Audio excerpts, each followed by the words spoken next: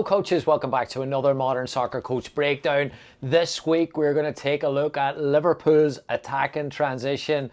It's been devastating so far, as we saw on Sunday against Manchester United, but we're going to take a closer look and see what 3 things about Liverpool's transition that we can possibly learn and take into our own teams. If you enjoy the content, we've got extra transition sessions, bonus sessions on the link below on the Modern Soccer Coach website for free. No login, no sign in required. You can get them for free on the link below. If you enjoy the exercises, if you enjoy the breakdowns, please like, please subscribe so you don't miss any more. Thank you so much for the support. Here we go, Liverpool's transition. Okay, we always start these breakdowns off with objectives, and when we're looking at an analysis perspective, we're looking to see what the team's principles are in transition. Now, often transition is talked about as you either counter or you keep possession and circulate the ball. But in reality, I think the top teams are looking at it a little bit differently. I do think there's patterns. I do think there's principles that some of the top teams are looking at, Liverpool included. When you look at them consistently and you analyze them, like we do at modernsoccercoach.com/analysis, then you start to see patterns emerge within that transition. So what are Liverpool doing that is different from everyone else?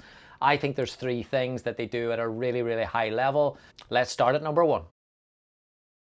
So the first thing I think is really important when looking at Liverpool's transition is to see how they create these transitional moments, and specifically whereabouts on the field do majority of them occur.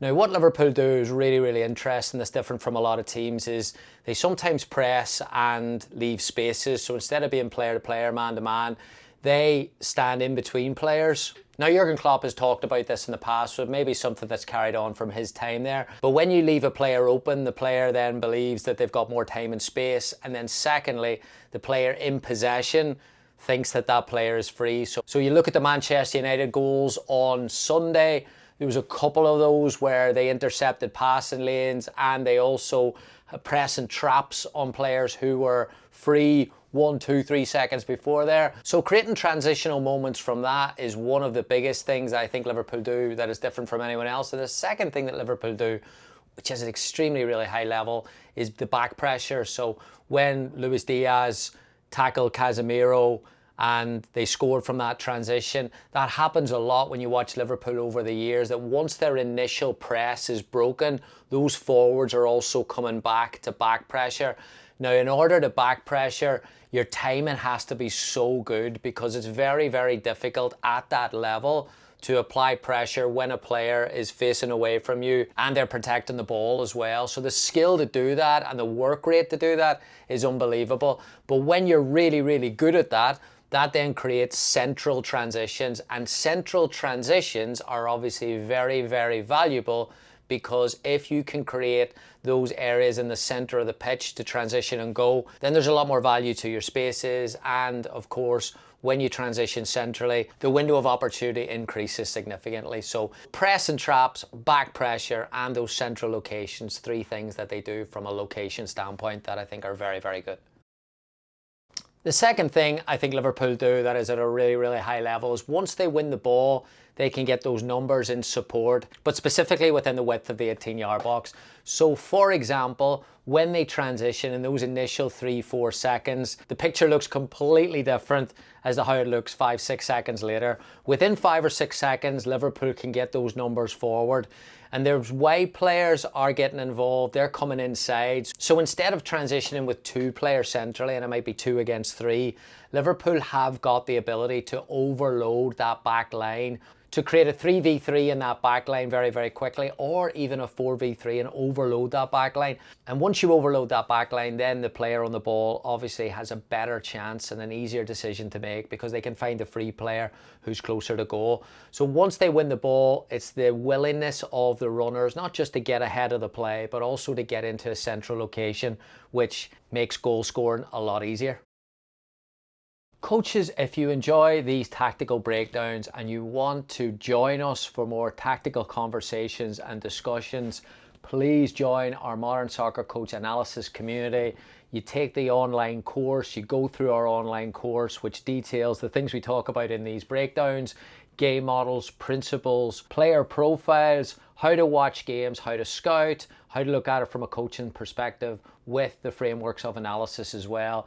Plus we have bonus content on there for all the coaches who register, which is all around tactical analysis and discussing those aspects of the game.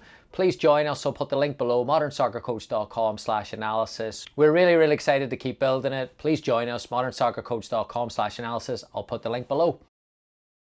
And then the third and final aspect of Liverpool's transition play that is at a different level, in my opinion, is the quality of their finishing. Now, it's very easy to say, that was a good shot, or that's a good finisher. They're technically really good as players, but it's the variety of finishes that I see when I look at Liverpool that jumps out for me. So, for example, you've got Salah's 1v1 against the goalkeeper for one of the finishes. You also have Luis Diaz's back header, but the different scenarios that they have inside that penalty area, if it's a 1v1 with a goalkeeper, if it's finishing from across, if it's a pullback, or if it's a shot from outside the box, their ability to be consistent from a technical standpoint is so incredibly high. Now, what's that down to? Of course, world-class players is number one, but if you go back and look at Pep and Linder's videos that we've done on finishing, and I'll put a couple of them on the link below, please go ahead and look at them, because they're doing 2-3 part finishes that is high level of variability. So it's not just a series of pass the server, pass it back, shoot, and you're getting the same shot for 5-10 minutes. No, it's one shot, then a second shot, then a different type of finish. And when you keep doing that, maybe you increase the team's chances of scoring different types of goals. Maybe you improve players' finishing ability. Of course, we've got no evidence of that, but I think there's some consistency in that for sure. So definitely the quality of finishing and the work they're doing on the training pitch should certainly be looked at as a massive strength. So there we have it, coaches. 3 things that Liverpool do in transition. I certainly am not playing down how complex and how difficult those 3 things are. The location to create those central overloads, I think, is often overlooked. Are we prioritising where we're trying to win the ball? Now, obviously, it's harder to win the ball in those central areas of midfield, but if back pressure is something that you're working at, or pressing traps is something that you're working at, well, maybe that increases the probability of your success in there. Then also the ability to get numbers forward. Again, it sounds really easy, but it's quite difficult. Now, their system might help them a little bit because they do have so many attacking players high, but their willingness to get in and around the penalty area at lightning speed just stands out to me a lot. And then the quality of the finish, I think, has to be addressed as well. The consistency of the finish. Yes, they're creating chances at a really high rate, but also they're converting those chances. So the technical quality is really high. So I hope you enjoy that, coaches. If you want more transition exercises to work on things like this, please check out the link below. We'll put some for free, modernsoccercoach.com. Thank you so much for the support. I'll see you next week. Goodbye.